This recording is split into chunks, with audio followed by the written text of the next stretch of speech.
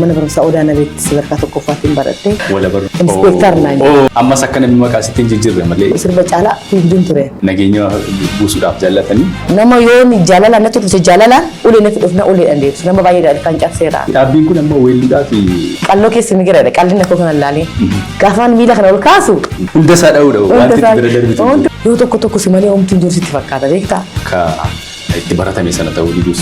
Jaalalli hin jijjiiramne dhugaa dubbachuuf ta'an jaalala biyyaa. Sirba meeqa qabda? Waan qabamus miti waan gallakkistus miti.